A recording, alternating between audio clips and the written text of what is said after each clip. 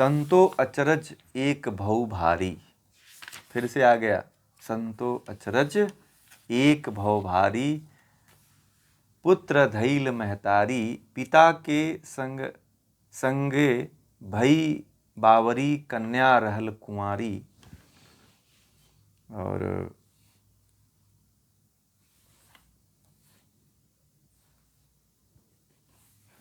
खसमहि छाड़ी ससुर संग गौनी। शोदिन लेहु बिचारी। और भाई के संग सासुर गौनी, ससुरी सावत दीन्ही। ननद भौज सरपंच रचैहें, मोर नाम कहीं लिन्हा। और समधि के संग नाही आई, सहज भई घरबारी। कहीं कबीर सुनो हो संतो, पुरुष जन्म भऊ तारी। बहुत जबरदस्त बात कह दिया कबीरदास जी। कहते हैं कि हे संतो, और बड़ा भारी आश्चर्य हुआ वह यह कि माता ने अपने पुत्र को पकड़ लिया।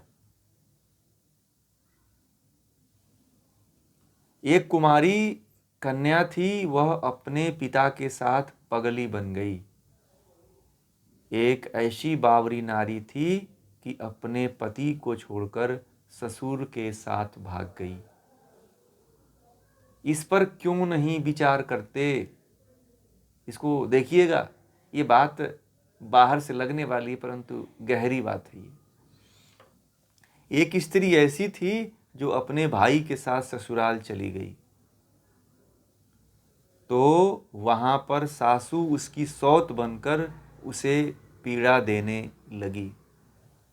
ननद और भौज ने अपने नाम की बड़ाई के चक्कर में पड़कर आपस में खूब झगड़ा किया। एक ऐसी स्त्री थी जो अपने समधी के साथ आई, किंतु सहज गंवारू रूप में घरबारी बन गई। कबीर साहब कहते हैं कि ऐसी नारी का जन्म देने वाला केवल पुरुष है। समझ में आई बातें? नहीं समझ में आई? चलिए मैं समझाता हूँ। ये तो आप लोगों को जो संसार में हो रहा है वही सुन रहे हो ना आप लोग। कबीरदास जी भी सुना रहे हैं आप लोग को, जो आप लोग देख रहे हो। शायद ऐसा संसार में हो रहा है कि नहीं हो रहा है? ऐसे ही हो रहा है। और आप लोग कबीरदास जी के मुंह से सुन भी लिया, परंतु इसका तात्पर्य क्या है? गहराई में उतरना पड़ेगा। तो कहते हैं कि हे संतो, बड़े आश्चर्य की बात है कि माँ मतलब लिख लीजिए माया। माँ मतलब माया। माया ने अपने पुत्र मतलब मन, पुत्र मतलब मन, लिख लीजिए, नहीं है इसमें।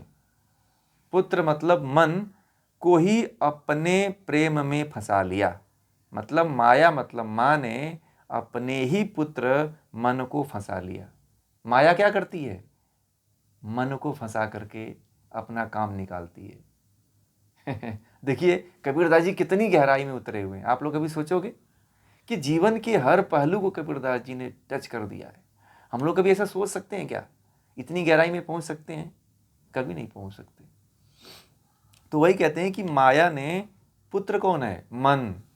मन को ही अपने प्रेम में फंसा लिया। वह कन्या मतलब माया कुमारी थी, किंतु अपने पिता मतलब किसको? ब्रह्म के पीछे दीवानी हो गई। देखिए, वह कन्या मतलब माया, वह कन्या जो थी माया, कन्या मतलब माया, कुमारी थी, किंतु कुमारी भले थी परंतु अपने पिता, उसका पिता कौन है? ब्रह्म के पीछे दीवानी हो गई। तो लड़की सही थी ना, है कि नहीं? जो माया थी वह ब्रह्म की दीवान। उसका वास्तविक पति साक्षी चैतन्य होना चाहिए। उसका वास्तविक पति कौन होना चाहिए था?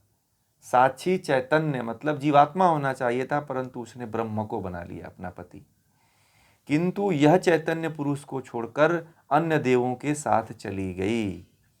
मतलब जो जीवात्मा है वह आत्मा के साथ छोड़ करके अन्य देवताओं के साथ चली गई।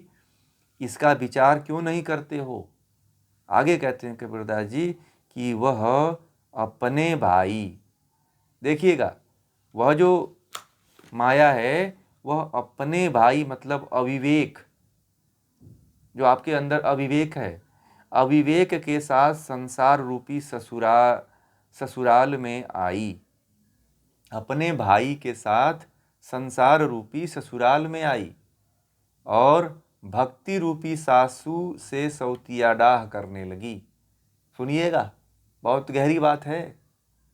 क्या किया कि वह अपने मतलब अपने भाई मतलब अविवेक के साथ संसार रूपी ससुराल में, मतलब अपने भाई के साथ शादी करके आई ससुराल में, और जब ससुराल में आई तो अब और भक्ति रूपी सासू से, अब क्या हुआ, भक्ति रूपी जो सासू है उससे सौतिया डाह करने लगी।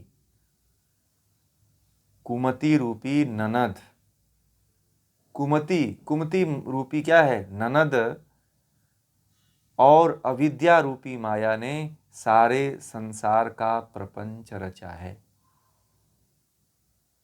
कुमति रूपी अविद्या, कुमति को अविद्या कहा है, और माया रूपी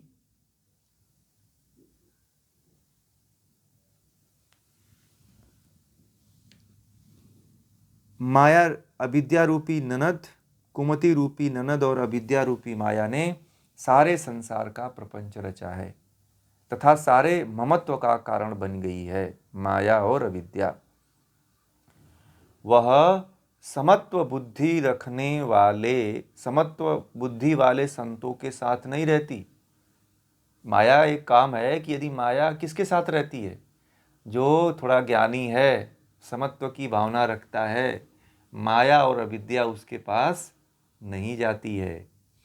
यह स्वभावतः किनके घरों में रहती है, यह स्वभावतः दुर्जनों के घर वाली बनी रहती है। जो बुरे व्यक्ति होते हैं ना, उसकी रखैल बन के रहती है। जो बुरे व्यक्ति लोग होते हैं, जो अज्ञानी लोग होते हैं, माया जो होती है ना, उनकी रखैल बन के रहती है। समझ रहे? कबीर कहते हैं कि हे संतो सुनो, चैतन्य पुरुष ही माया रूपी नारी का रूप धारण करता है। यह माया कहीं अन्यत्र से नहीं आई। माया कौन है? आत्मा है, जो माया के साथ अपने आप को संलग्न कर लिया है। इसीलिए तो मैंने कहा कि दोनों को भिन्न भिन्न आप लोग जानो। चैतन्य मतलब आत्मा ही माया का रूप है, कोई और दूसरा नहीं है। क्योंकि चेतन कौन है? आत्मा है। तो जो जितना ये प्रपंच चल रहा है तो वो कौन खेल रहा है? माया ही तो खेल रहा है ना, अज्ञानता के साथ मिलकर के। प्रकृति के साथ जब तक आप लोग संबंध जोड़े हुए हो, यह सारा कुकर्म करेगी। अविद्या है, माया है, किसी को नहीं, किसी संबंध को नहीं छोड़ती है माया। क्यों? क्योंकि आप चैतन्य जो है ना, जीवात्मा है, जो माया का रूप लेकर के संसार में सभी के साथ भोग करती है। मतलब कि आपने जीवात्मा को और माया को, दोनों को जब तक एक माना है ना, तो जीवात्मा माया ही दिखती है। कहने का मतलब कि जीवात्मा का दूसरा रूप यदि कह लो शरीर में, तो वो माया है। ठीक है? जो आप देखिए जीवात्मा, हाँ, वो जीवात्मा माया नहीं है। वो भ्रमित होने के कारण, अज्ञानता के कारण, मैंने पहले ही कह दिया था कि जब आप पृथक पृथक जानोगे ना, तो फिर आप माया उसका साथ छोड़ देती है। कबीरदास जी ने यहाँ कहा कि जो संत होते हैं, जो ज्ञानी होते हैं ना, उनके साथ नहीं रहती है। उनके साथ वो दुर्जनों के साथ रहती है। यदि आप ज्ञान की तरफ नहीं हो तो आपके साथ रहेगी वो। ज्ञान का साथ पकड़ लीजिए तो आपका साथ छोड़ देगी। फिर आपको आत्मा दिखने लगता है स्पष्ट कि क्या सही है क्या गलत है, वो आपको भास हो जाता है। और आप अपने आप को आत्मा देखने लगते हो कि हाँ, मैं एक आत्मा हूं। सामने भी किसी पुरुष को देखते हो, किसी महिला को देखते हो, तो आप आत्मा ही देखते हो, ऐसा भाव हो जाता है। जो जिसको कहा कि समता का भाव। समता का भाव का मतलब यही होता है कि आप उसको शरीर न देख करके आत्मा देखते हो। ठीक है ना, यही है। भ्रम में जो है ना, वो भ्रम में माया दिखती है। जो जीवात्मा को ज्ञान नहीं है, जो अविद्या में है, वह तो माया ही दिखता है। और वो इतना माया में जीवात्मा हो जाती है ना कि प्रकृति के हर पदार्थ से संबंध जोड़ लेती है। लोग कहते हैं कि उसको प्रेम हो गया। प्रेम हो गया तो कोई सास के साथ, तो कोई ससुर के साथ, तो कोई बहन के साथ, तो कोई फलाना फलाना के साथ संबंध जोड़ लेता है। यही कबीरदास जी कहते हैं कि संसार में जो चल रहा है वह माया के कारण सब हो रहा है। और उसमें जीवात्मा आपकी है संलग्न, क्योंकि माया अज्ञानता में पड़ी हुई है। अज्ञानता क्या है? माया है। और माया जब तक रहेगा आपके साथ, प्रकृति का संबंध जब तक रहेगा, तब तक आप मुक्त नहीं हो पाओगे। तब तक माया के चक्कर में फंसे रहोगे और बार बार बुरे कर्म करोगे आप। ये संतों, माया जो है संतों की संगति में नहीं रहती है, ये ध्यान रखिएगा। जहां ज्ञान की चर्चा हो रही है ना, वहां पे माया रहती नहीं है। हाँ हाँ। हम्म। विवेक बुद्धि संत है, साधु है, साधु संगति है। विवेक बुद्धि क्या है? जब विवेक बुद्धि जागृत होता है तो यही आपकी संत संगति है।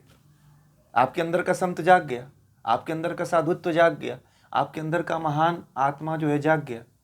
यही तो साधु संगति है। यही तो जानना है। कितनी गहरी बात कबीरदास जी कहते हैं कि आप लोग मतलब वहां पहुंच नहीं पाएंगे। कितना निचोड़ उन्होंने निकाला होगा शास्त्रों से, कितना गहनतम उनका अध्ययन रहा होगा, ये कितना गहनतम उनकी सोच रही होगी। हम और आप कभी पहुंचते ही नहीं है। हम लोग सोचते हैं कि हमको चोट लग रहा है, मेरे लड़की की शादी हो रही है, तो हम लोग रोने लगते हैं कि मेरा दिल का टुकड़ा जा रहा है। हम तो अभी अपने अंदर की माया को नहीं छोड़ पाते हैं, बाहर की माया को देख के रोते हैं। अभी आप अपने अंदर कितनी माया में पड़े हुए हो। एक महिला की अंगुली कट गई थी और इतना ब्लडिंग हो रही थी, वह ब्लड अंगुली को बांध नहीं रही थी, वह बहुत तेज तेज चिल्ला के रो रही थी।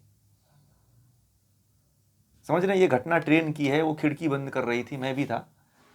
वो खिड़की बंद कर रही थी, खिड़की बंद नहीं, झटाक से गिरा और उसकी अंगुली थोड़ा सा कट गई, ज़्यादा नहीं कटा था। और वो महिला बांधने की अपेक्षा खून को देख करके बहुत रो रही थी। ठीक है, बहुत लोगों ने उसको हाथ, मैंने थोड़ा सा इसका पकड़ा, दबाया, बोला कि इसके ऊपर उठाओ, तो ऊपर उठा के ऐसे रखो, तो ऊपर उठा के नहीं रखती थी, नीचे कर देती थी। ब्लडिंग होता तो खूब चिल्लाती थी, जितने ब्लड को देखती थी उतने चिल्लाती थी जोर जोर से। मैंने कहा ये पागल है।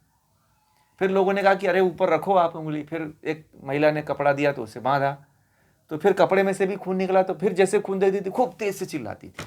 मतलब वो पूरा नाटक ही थी एकदम। तो क्या था ये? वह माया को देख करके यह समझ रही थी कि ये मेरा खून निकल रहा है। उससे उसका उस शरीर से बहुत घनिष्ठता था, बहुत लगाव था। एक और उदाहरण दूं कि एक महिला थी, उसका फेस खराब हो गया था। ठीक है, और उसके किसी परिवार में शादी होने वाली थी, तो शादी में अटेंड इसलिए नहीं कर पाई कि कह रही थी, लोगों ने पूछा क्यों नहीं अटेंड कर रही हो, तो वो कहा कि मेरा फेस सही नहीं था इसलिए मैं अटेंड नहीं कर पाई। क्यों? तो लोगों से तब मैंने कहा कि शायद लग रहा है कि माया ही है जो उसको निकलने नहीं दे रही है। क्योंकि माया ने उसको ये जकड़ पूरा रखा है कि मेरा शरीर ही, मेरा फेस ही सब कुछ है। मैं बाहर यदि निकल भी जाऊं तो लोग कहेंगे क्या? यानी कि यही माया की घोरता है। प्रचंड जो कहर होता है माया का, वो यही होता है। प्रचंड जो प्रभाव होता है माया का, वो यही होता है। प्रचंड रूप जो होता है माया का, वो यही होता है। समझ रहे हैं? क्लियर हुआ?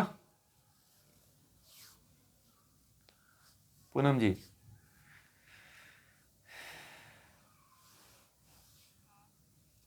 नहीं हुआ? चैतन्य का मतलब आत्मा। चैत संलग्न हो। भाई चेतना कौन है? ये माया तो जड़ है। माया क्या है? माया तो जड़ है, प्रकृति जड़ है, पहले मान लिया आपने। चेतन कौन है? आत्मा है। तो जब चेतना जड़ के साथ मिलता है तो वह यह मान लेता है कि माया मैं हूं, चेतना मैं नहीं हूं। जैसे कि लाल रंग है, ठीक है, पानी सफेद है, सफेद उसका वास्तविक स्वरूप है।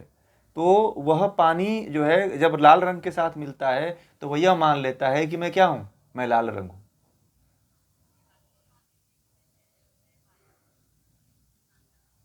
हाँ, रंग जब पानी में रंग मिल गया तो जीवात्मा मान लेती है कि मैं लाल रंग हूं। जब रंग पानी से अलग हो जाता है तब मान जीवात्मा को ज्ञान होता है कि मैं तो रंग थी ही नहीं, मैं तो सफेद थी।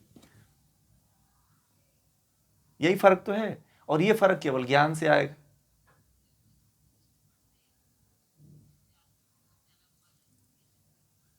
हाँ, इसीलिए पढ़ते हैं कि आप मान बैठते हो। जब तक आप भिन्न भिन्न नहीं मानोगे तो फिर आप जुड़े रहोगे इसमें, प्रकृति में बार बार जुड़ो।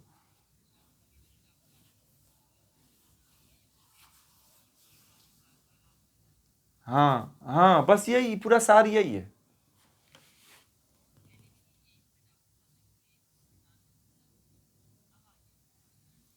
बस वही है, बस इसमें कुछ है ही नहीं है।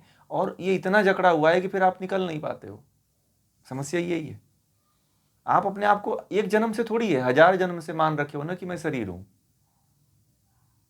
1000 जन्म से आप मान बैठे हो कि शरीर हूं, इसीलिए आप कभी निकल नहीं पाते हो। अभी भी आप नहीं निकल पाओगे। अभी भी आप निकल नहीं पाओगे। अभी भी कुछ हो जाता है तो आप यही कहोगे कि मेरे शरीर को कष्ट है। ठीक है? क्यों? क्योंकि आप ये नहीं मानते हो कि मैं आत्मा हूं और आत्मा का उपयोग करके चैतन्यता की तरफ जाऊं, ईश्वर की तरफ जाऊं। लोग इसीलिए इसी भ्रम में फंसे रहते हैं और इस आत्मा की कीमत नहीं समझ पाते हैं कि आत्मा की कीमत बस शरीर रहते ही है। बाकी आत्मा तो फिर अन्य अन्य योनियों में चली जाएगी। फिर वो समय नहीं रहेगा कि आप मुक्त हो पाओ, ज्ञान आप प्राप्त कर पाओ। ज्ञान प्राप्त करने के लिए केवल मनुष्य ही एक जन्म है जिसमें ज्ञान प्राप्त करके, विवेक प्राप्त करके, अभ्यास प्राप्त करके आप मुक्त हो सकते हो। कोई योनियां नहीं है जिसके अंदर चेतना होती है इतनी। ठीक है।